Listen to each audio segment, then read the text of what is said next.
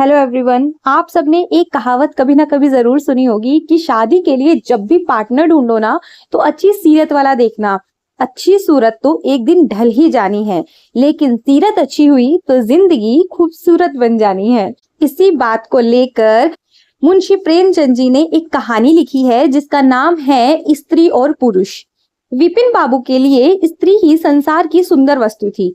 वे कवि थे और उनकी कविता के लिए स्त्रियों के रूप और यौवन की प्रशंसा ही सबसे चित्ताकर्षक विषय था।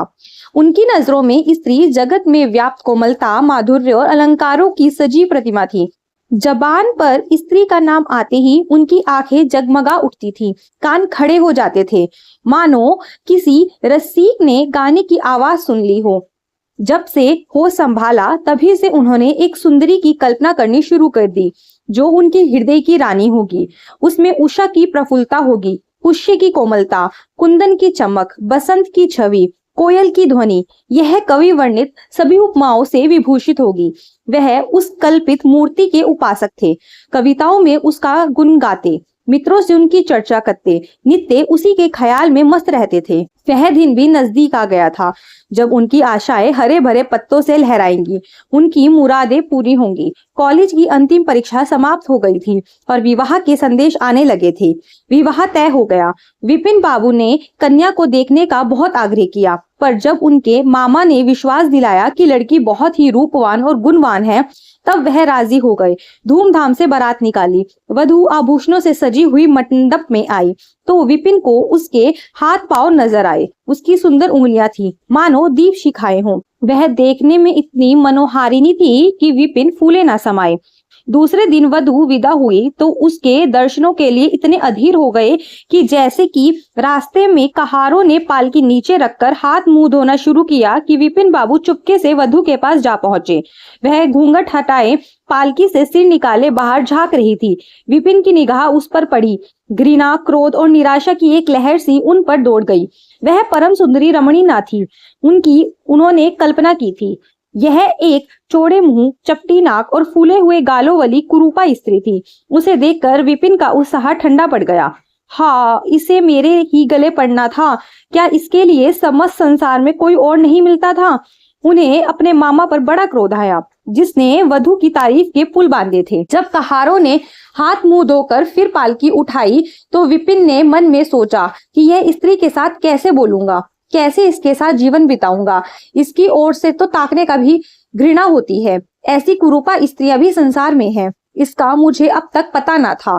क्या मुंह ईश्वर ने बनाया है, क्या आंखें हैं। मैं और सारे ऐबों की तरफ से आंखें बंद कर लेता, लेकिन यह चौड़ा सा मुंह। हे ईश्वर, क्या तुम्हें मुझ पर ही ऐसा वज्रपात करना था? यह सोच सोचकर विपिन को अपना जीवन नरक सा जान पड़ता था।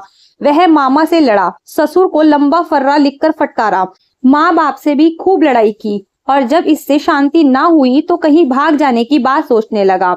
आशा पर उसे दया अवश्य आती थी। वह अपने को समझाता कि इसमें उस बेचारी का क्या दोष है। उसने जबरदस्ती तो विवाह किया नहीं, लेकिन यह दया और विचार उस घृणा को नहीं जीत सकता था जो आशा को देखते ही उसके रोम रोम में व्याप्त हो जाती थी।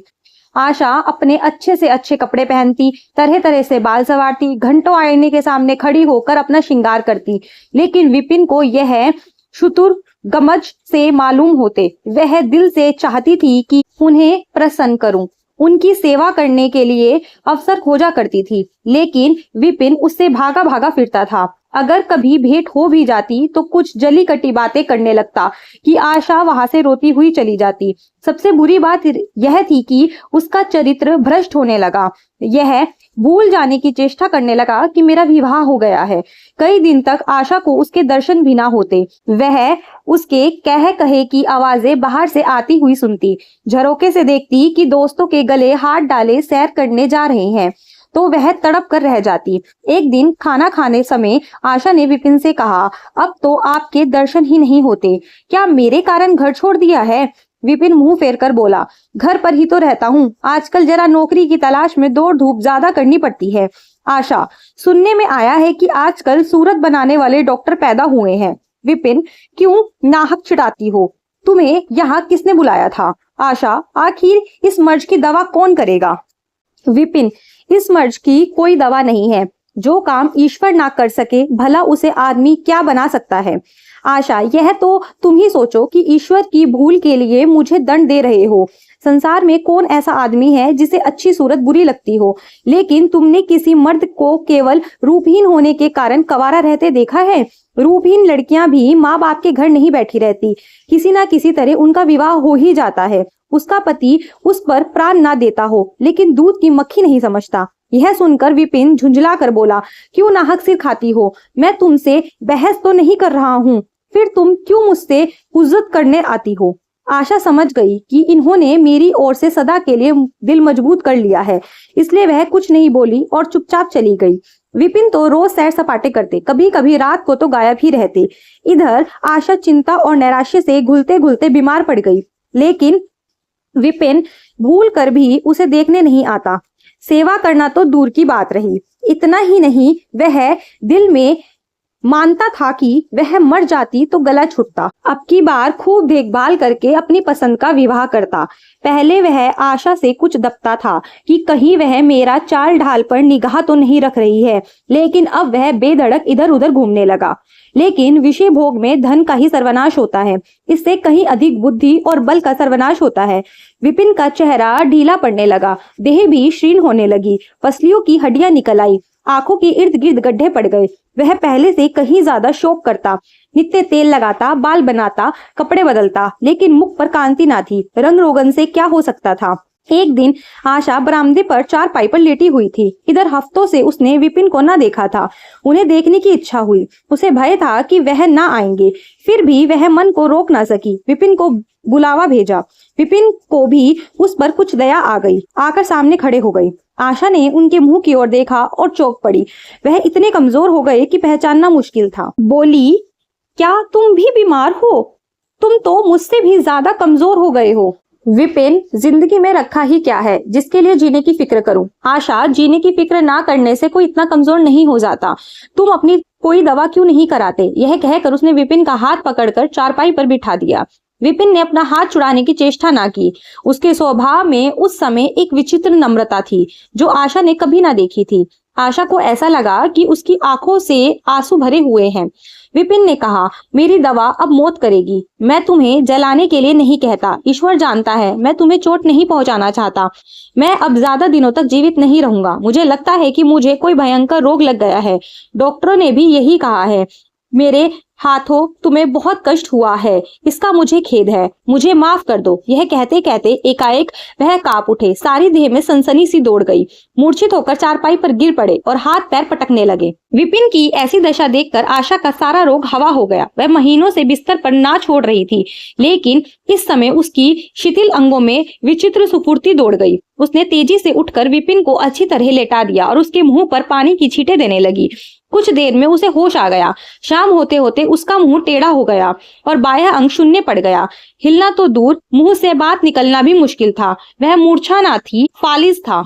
फालिज एक ऐसा भयंकर रोग है जिसमें रोगी की सेवा करना कोई आसान काम नहीं है। इस पर आशा महीनों से बीमार थी, लेकिन इस रोग के सामने वह अपना रोग भूल गई। 15 दिन तक विपिन की हालत बहुत नाजुक रही।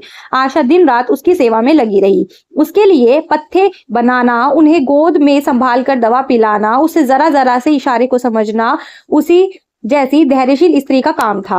अपना सिर दर्द से फटा करता, ज्वर में देह तपा करती, लेकिन इसकी उसे जरा सी भी परवाह नहीं थी।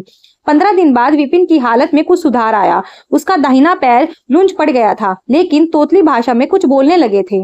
सबसे बुरी गत उसके सुंदर मुख की हो गई थी। वह इतना टेढ़ा हो गया था कि जैसे कोई रबड़ के खिलौने को खींच कर बढ़ा दे। बैटरी की मदद से जरा देर के लिए बैठ या खड़े हो तो जाते थे, लेकिन चलने फिरने की ताकत ना थी। एक दिन लेटे लेटे ना जाने उन्हें क्या ख्याल आया, आईना उठाकर अपना चेहरा देखने लगे। ऐसा कुरूप आदमी उन्होंने कभी ना देखा था। आहिस्ता से बोले, आशा, ईश्वर ने मुझे गुरूर की सजा दी है। वास्तव में यह उसी बुराई का बदला है जो मैंने तुम्हारे साथ की। अब तुम अगर मेरा मुंह देखकर घृणा से मुंह फेर लो तो मुझे जरा भी शिकायत ना होगी। मैं चाहता हूं कि तुम मुझसे उस व्यवहार का बदला लो जो मैंने तुम्हारे साथ किए हैं। आशा बड़े कोमल भाव से बोली, ऐसा मत कहो, मैं तो आपको अब भी उसी निगाह से देखती हूँ। मुझे तो आप में कोई अंतर नहीं दिखाई देता। विपिन ने कहा, वाह, बंदर का सा मुंह हो गया है और तुम कहती हो कि कोई अंतर नहीं।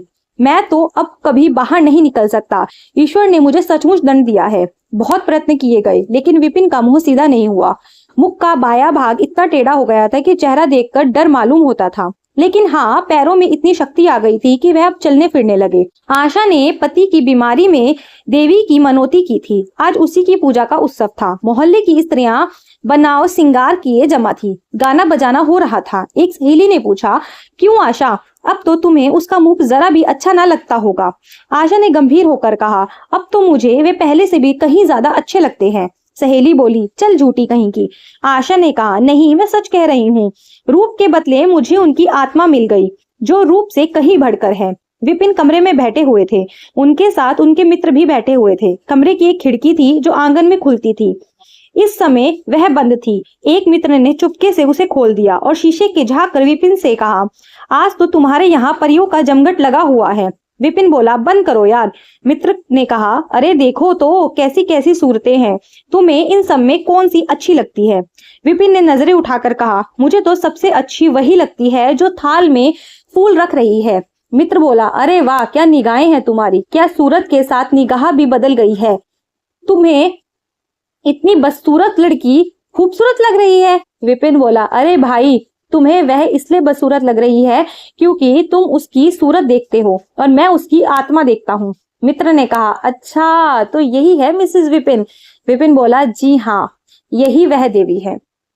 आई होप आपको ये स्टोरी अच्छी लगी हो और आपको ये समझ में आ गया हो कि जहां पर इंसान की सीरत काम करती है, उसका व्यवहार काम करता है, वहां पर उसकी खूबसूरती कुछ भी मायने नहीं रखती। जरूरी नहीं है जो सुंदर हो वही अच्छा हो। कई बार ऐसा होता है कि जो सुंदर नहीं दिखता वो लाख दर्जे अच्छा होता है। आई होप आपको समझ आ गया होगा कि खूबसूरती मायने नहीं रखती, मायने रखता है तो उसका व्यवहार। अगर आपको स्टोरी अच्छी लगी हो तो इसे लाइक कर देना, शेयर कर देना। चैनल पर पहली बार आए हो तो प्लीज इसे सब्सक्राइब कर देना और मिलते हैं नेक्स्ट वीडियो में। तब तक के लिए बाय बाय।